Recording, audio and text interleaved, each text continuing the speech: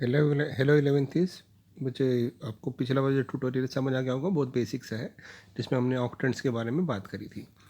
अब three dimensional geometry में थोड़ा सा आगे चलते हैं, क्योंकि मैंने आपको बताया three dimensional geometry two D में सिर्फ ये फ़र्क होता है कि जेड कोऑर्डिनेट आ जाता है, यानी हाइट का फैक्टर आ जाता है। तो इसी के बाद हमारा जो नेक्स्ट टॉपिक है जो हमें पढ़ना है वो है डिस्टेंस फॉर्मूला। आपने ऑब्वियसली 10th क्लास में इसका डराइव भी किया होगा, और मैंने क्लास में आपको इसका स्ट्रेट लाइन के अंदर भी डराइव कराया था डिस्टेंस फार्मूला। डिस्टेंस फार्मूला जो होता है वो हम कब लगाते हैं, when we have to find the distance between two points. तो अगर मेरे पास दो पॉइंट हों तो हम उसके बीच में डिस्टेंस फार्मूला लगाते थे, x1 y1 अगर कोऑर्डिनेट हो और x2 y2 कोऑर्डिनेट हो दूसरे के, तो इसके बीच में डिस्टेंस फार्मूला कैसे लगाया जाता था। हम कहते थे डिस्टेंस होती है इनके बीच में under root x2 minus x1 का स्क्वायर और y2 माइनस y1 का स्क्वायर। अगर आपको याद हो, हमने पाइथागोरस थ्योरम लगा के इसको डिराइव करा था। बस उसी तरह से अगर थ्री डायमेंशनल ज्योमेट्री में इसका थर्ड कंपोनेंट भी आ जाएगा, यानी हाइट भी मूव हो रही है, जेड कोऑर्डिनेट भी चेंज हो रहा है, तो जो डिस्टेंस होगी उसमें जेड का फैक्टर भी आ जाएगा। यानी फॉर्मूला बिल्कुल वही रहेगा जो 2D में लगा था और हमने डराइव भी किया था। अगर आप इसको अपनी नोटबुक में देखना, मैंने डराइव करवाया था इसको क्लास के अंदर, तो उसमें यहाँ पे सिर्फ अगर हम जेड कोऑर्डिनेट ले आएंगे तो ये भी चेंज हो जाएगा, ठीक है ना। तो फॉर्मूला बिल्कुल वही रहेगा जो टू डायमेंशनल ज्योमेट्री में था। डिस्टेंस फॉर्मूला बहुत इजी है। क्या करते हैं हम, डिफरेंस ऑफ द कोऑर्डिनेट लेके उनका स्क्वायर कर देते हैं और ये आ जाता है हमारे पास पी क्यू, उनके बीच में डिस्टेंस, ठीक है, याद रहेंगे। अब इसको हम एप्लीकेशन वाइज लगाने की कोशिश करते हैं, मतलब देखते हैं कि कैसे हम इस क्वेश्चन को यूज़ कर सकते हैं। एनसीईआरटी का क्वेश्चन नंबर 1 देखिए, 12.2 कह रहा है find the distance between the two points.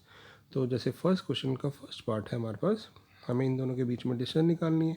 मान लेते हैं मैं इसको ए पॉइंट, इसको बी पॉइंट मान रहा हूँ, वैसे ज़रूरत भी नहीं है बट फिर भी अगर मैं ए बी डिस्टेंस मान रहा हूँ तो ए बी डिस्टेंस कैसे निकालते हैं, x2 माइनस x1 यानी x कोऑर्डिनेट का डिफरेंस, यानी 4 में से, पहले मैं इसको रख देता हूँ, आप इसको भी रख सकते हैं, कोई भी किसी में से भी किसी को माइनस कर सकते हैं, बट मैं इसको मान लेता हूँ पहला। ये बात x2 है, x1 x2 y2 z2 है, तो 4 माइनस 2 का स्क्वायर, 3 माइनस 3 का स्क्वायर और 1 माइनस 5 का स्क्वायर।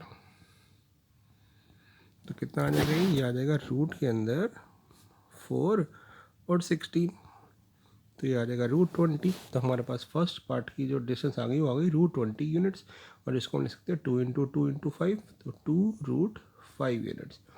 तो ये हमारे पास पहले पार्ट का आंसर आ गया। दूसरा पार्ट देखें क्या है, ये कह रहे हैं इसके बीच में डिस्टेंस निकालो, ये भी बहुत ईजी है। तो ए और बी मान लेते हैं, तो ए और बी कैसे निकालेंगे हम, फिर से वही फॉर्मूला x2 माइनस x1 का स्क्वायर, तो 2 माइनस माइनस 3 तो प्लस हो जाएगा 5 का स्क्वायर, समझ रहे हैं ना, क्योंकि x2 माइनस माइनस 3 करेंगे तो माइनस माइनस प्लस हो जाएगा। फिर 4 माइनस 7 यानी 3 का स्क्वायर, और -1 -2 फिर से -3 का स्क्वायर, तो ये आ जाएगा अंडर रूट में 25, फिर 9 और फिर 9 25 में 18 ऐड करेंगे तो √43 यूनिट्स।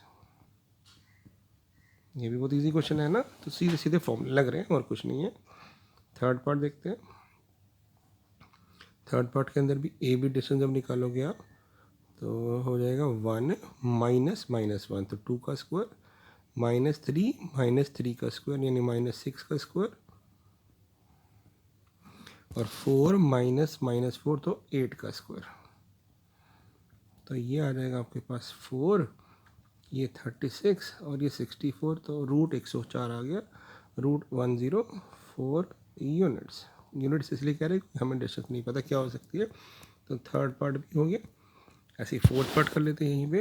तो फोर्थ पार्ट के अंदर ए बी जो हो जाएगा वो हो जाएगा -2 -4 का स्क्वायर 16, 1 माइनस -1 2 का स्क्वायर 4, और 3 में से 3 गया तो 0, तो इसका भी आ जाएगा √20 यानी 2√5 यूनिट्स।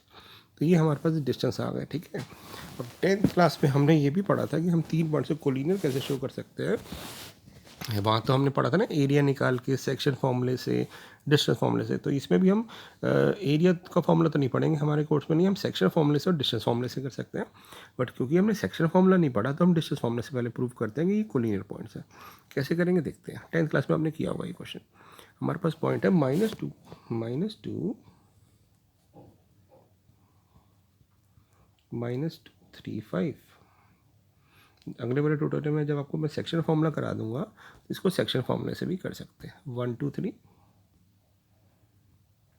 और तीसरा है 7 0 -1। अब हमें शो करना है ये कोलिनियर पॉइंट्स है, तो हम क्या करते हैं, तीनों डिस्टेंस निकाल लेते हैं। पहले ए और बी की डिस्टेंस, फिर बी और सी की डिस्टेंस, और फिर ए और सी की डिस्टेंस। और अगर ये लाइन पे लाई कर रहे होंगे तो किन्हीं दो डिस्टेंस का सम तीसरे के इक्वल आएगा। क्योंकि देखो अब अगर ये किसी लाइन पे लाई कर रहे हैं, मान लेते हैं ये ए है या बी है या सी है, मुझे नहीं पता कौन सा बीच में, मान लेते हैं ये बी ये सी है, तो अगर ए बी सी इसी ऑर्डर में होंगे तो इन दोनों का distance A B plus B C A C आएगा। और अगर सी बीच में आ रहा होगा तो ए सी प्लस सी बी का डिस्टेंस ए बी आ रहा होगा। ऐसे कुछ भी हो सकता है, हमें आइडिया नहीं है कि कौन लाई करेगा बीच में। तो हम क्या करेंगे, तीनों डिस्टेंस पहले निकाल लेंगे, ठीक है ना। तो पहले हम तीनों डिस्टेंस निकाल लेते हैं, ए बी सी और सी ए, और फिर देखते हैं किन दो डिस्टेंस का सम तीसरे के इक्वल आ रहा है। तो पहले हम निकालते हैं ए और बी के लिए डिस्टेंस। तो 1 -2 3 का स्क्वायर 9, 2 - 3 का स्क्वायर 1, और 3 - 5 का स्क्वायर यानी 4। तो ये मेरे पास आ गया √14 यूनिट्स। अब मैं निकालता हूँ बी सी डिस्टेंस, बी और सी के बीच में डिस्टेंस। 7 - 1 6 का स्क्वायर 36, 0 - 2 का स्क्वायर 4, और -1 - 3 तो 16। ये आ जाएगा हमारे पास √56। √56 ऑब्वियसली 14 के टेबल पे आता है, 14 × 4, तो 4 का रूट बाहर ले आएंगे तो 2√14। अब निकालते हैं ए सी या सी ए, कोई भी निकाल सकते हैं। तो 7 - 2 तो 9 का स्क्वायर 81, 0 - 3 9 का 3 का स्क्वायर 9, -1 - 5 -6 का स्क्वायर 36। ये बन जाएगा 126। ये भी 14 के टेबल पे आता है 9 पे, तो ये बन जाएगा 3 × 10। तो हम क्लियरली देख पा रहे हैं कि इन दोनों का सम ये 1√14 है, ये 2√14 है।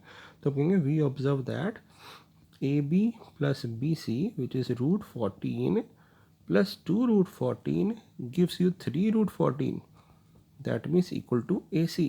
So because AB plus BC is AC, so we can say that A, B, C are collinear points. क्योंकि अगर ये कोलिनियर नहीं होता है तो ट्राइंगल तो बन ही नहीं सकता। दो ही पॉसिबिलिटी है ना, 3 पॉइंट अगर दिए हो तो या तो कोलिनियर होंगे अगर 3 पॉइंट डिफरेंट है, या फिर वो ट्राइंगल बनाएंगे।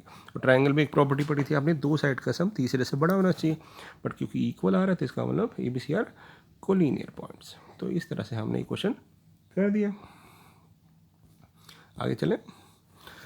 अब देखो थर्ड क्वेश्चन जो है यहाँ पे कह रहा है वेरीफाई करो कि ये आपके क्या है, ये आपके वर्टिस ऑफ आइसोसेलेस ट्राइंगल है। तो इसको भी नाम दे दो आप ए बी सी। अब आइसोसेलेस मतलब जिसकी दो साइड बराबर हो, तो कोई दो साइड बराबर आ रही होगी। तो हम ए और बी की डिस्टेंस निकाल लेते हैं। पहले मैंने ना नाम दे दिया पहले। तो ए और बी के बीच में डिस्टेंस कैसे निकालेंगे, डिस्टेंस फॉर्म लगाते हैं। तो 1 - 0 का स्क्वायर यानी 1, 6 - 7 का स्क्वायर यानी 1 का स्क्वायर, -6 + 10 यानी 4 का स्क्वायर 16। ये आ गया √18। इसको भी सॉल्व कर सकते हैं। बस √18 का मतलब हो गया 9 × 2 3√2 हो जाएगा। बी सी की डिस्टेंस निकालते हैं, distance between B and C. 4 - 1 3 का स्क्वायर 9, 9 - 6 का स्क्वायर यानी 3 का स्क्वायर 9, और -6 - 6 0। तो √18 आ गई। ये भी 3√2 आ गया, यानी ए बी और बी सी तो बराबर आ रहे हैं। एक बार ए सी को निकाल लेते हैं। तो ये बराबर नहीं आना चाहिए ना, नहीं तो अदरवाइज तो ये इक्विलेटरल ट्रायंगल बन जाएगा। तो यहाँ पे ए और बी की ए और बी सी की डिस्टेंस निकालते हैं। 4 - 0 16, 9 - 7 4, क्योंकि 2 का स्क्वायर होगा, और ये बन जाएगा 4 का स्क्वायर 16। तो ये बन रहा है √36 6।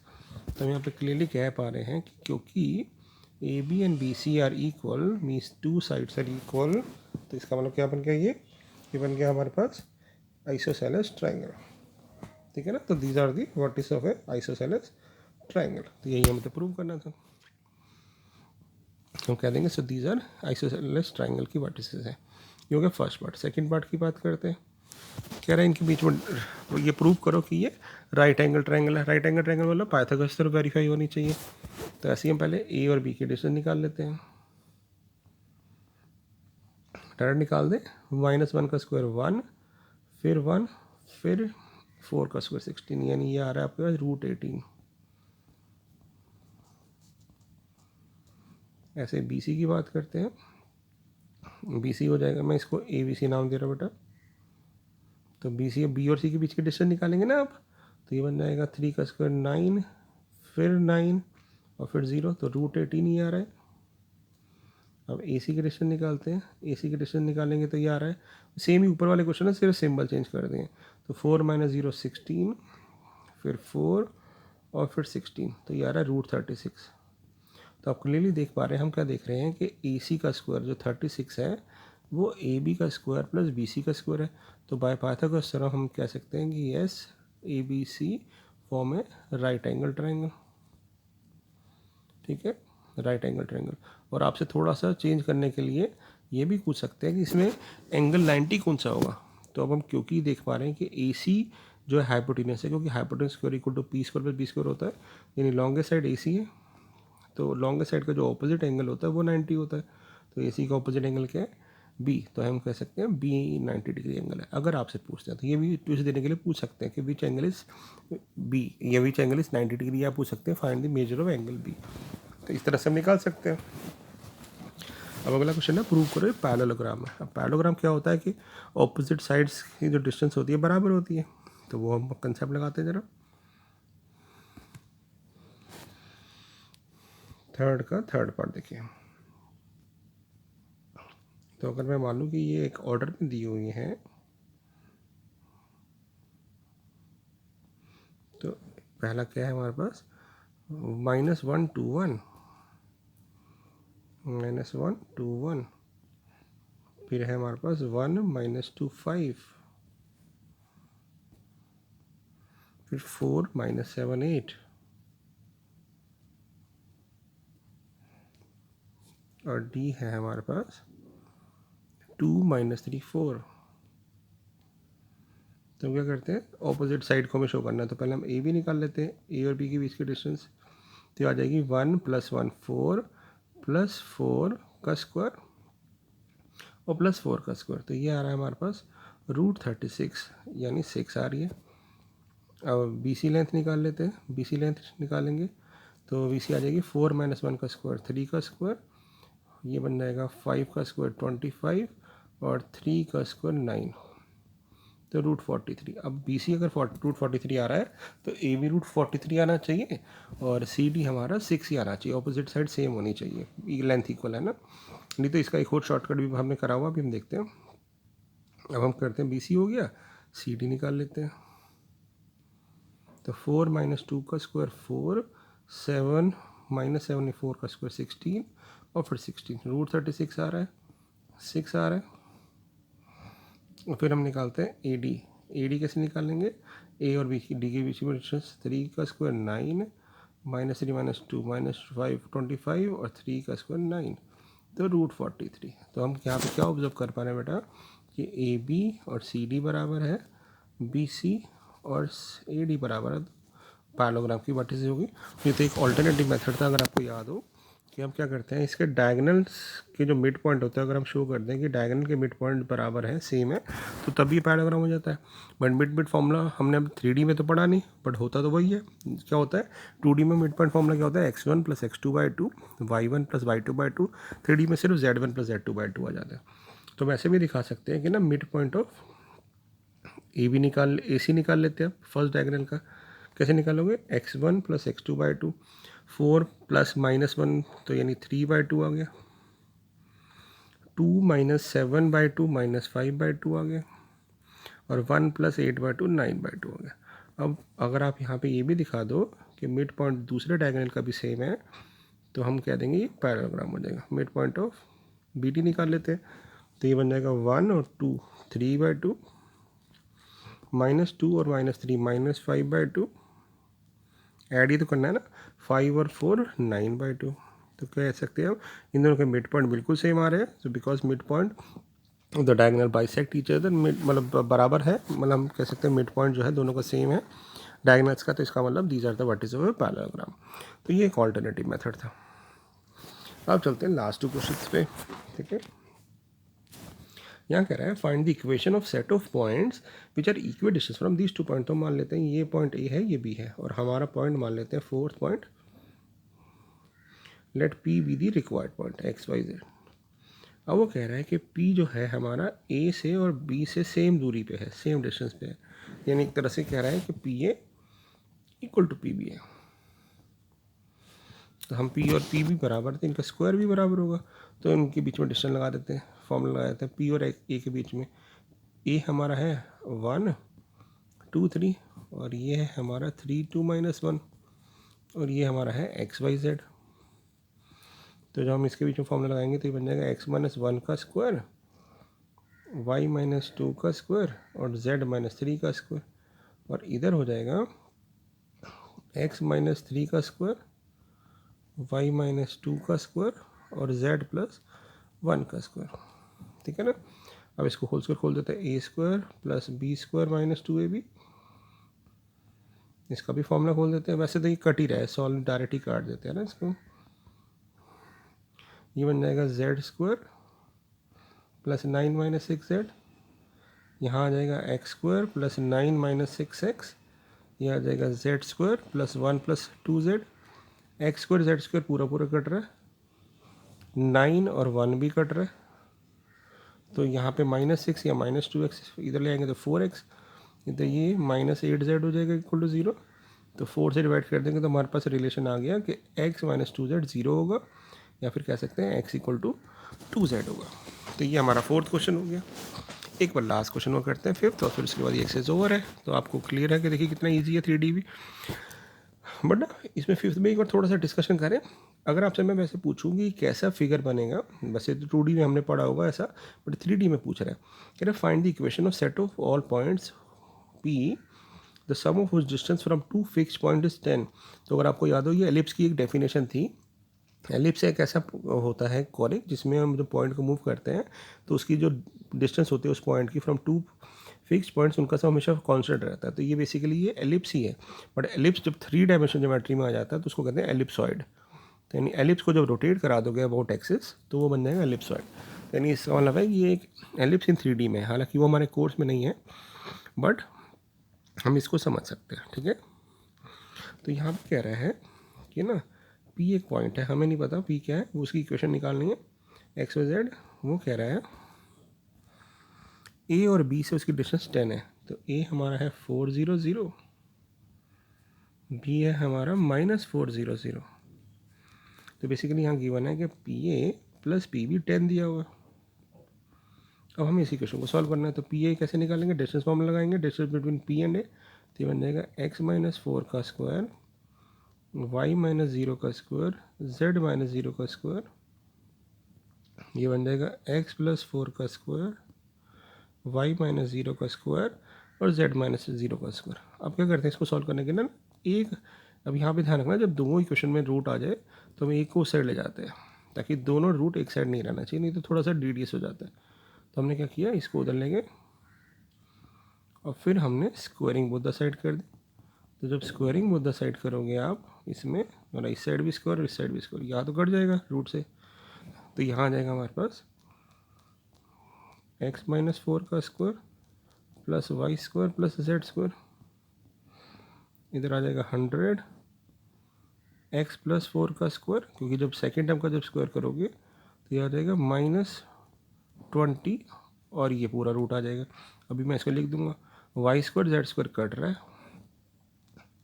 तो यहाँ आ जाएगा x स्क्वायर प्लस 16 - 8x, इधर आ जाएगा 100 x स्क्वायर प्लस 16 + 8x, और इधर आ जाएगा 20, और ये पूरा रूट।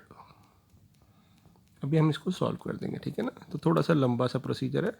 अब देखो x स्क्वायर 16 भी कट रहा है, 8x इधर आ जाएगा तो ये बन जाएगा -16x, 100 इधर आ जाएगा और इक्वल टू 20 माइनस में ये रूट हो जाएगा। अब मैं क्या करूँगा, 4 कॉमन लेके कट कर देता हूँ, ठीक है बेटा। तो अगर मैं 4 कॉमन लेके कट कर रहा हूँ तो देखना क्या इक्वेशन बनेगी। 4 कॉमन लेंगे तो तो ये बन जाएगा 4x प्लस 25 इक्वल टू, यहाँ बन जाएगा 5 और रूट में x प्लस 4 का square plus Y square plus Z square. अब इसको हम दोबारा स्क्वायरिंग कर देंगे, ठीक है ना, तो माइनस भी काट दिया मैंने। अब दोबारा जब स्क्वायरिंग करोगे तो स्क्वायरिंग बोथ साइड इधर भी हो जाएगा, तो इस रूट से ये कट जाएगा, तो हमारे पास लेफ्ट साइड पे आ जाएगा 16x स्क्वायर प्लस 25 का स्क्वायर 625 प्लस 2a भी करेंगे तो 200x, इस साइड आ जाएगा 25 इंटू एक्स प्लस 4 का स्क्वायर, जिसको मैं फर्दर यही खोल देता हूँ, plus Y square plus Z square. तो आप नोट करोगे कि 25 इंटू 8x जो होता है ये 200x होता है, तो ये कट जाएगा पूरा पूरा। तो हमारे पास इक्वेशन क्या आ जाएगी जब सबको एक साइड लाओगे, तो एक बार देख लेते हैं, 16x स्क्वायर प्लस 625 इधर है, इधर 25x square plus 25y square plus 25z square और प्लस 25 इंटू 16 400 है। तो इसमें से इसको माइनस करेंगे तो ये आ जाएगा 9x square 25y square 25z square और 625 में 400 गए 225। तो ये हमारे पास इक्वेशन ऑफ पॉइंट आ गई जो हमें निकालनी थी। अगर 225 से डिवाइड करोगे तो अब नोट करोगे ये आ रहा है x square by 25 Y square by 9 और जेड स्क्वायर बाय 9। तो देखो एलिप्स की इक्वेशन है जो 3D में होती है। तो इस तरह से हमने ये क्वेश्चन कर डाले, ठीक है ना। तो हमने 2D तो कर ही रखा था, उसके बेस पे 3D का हमने बेसिक भी कर दिया। तो आपने डिस्टेंस फार्मूला समझ गए। फर्स्ट वाले ट्यूटोरियल में हमने एक ऑक्टेंट की बात की थी, सेकंड में हमने डिस्टेंस फार्मूला की बात की थी। अब इसमें सेक्शन फार्मूला एक रह गया और फिर उसके बाद ये चैप्टर ओवर है, ठीक है। इसको रिवाइज कर लेना। Thank you.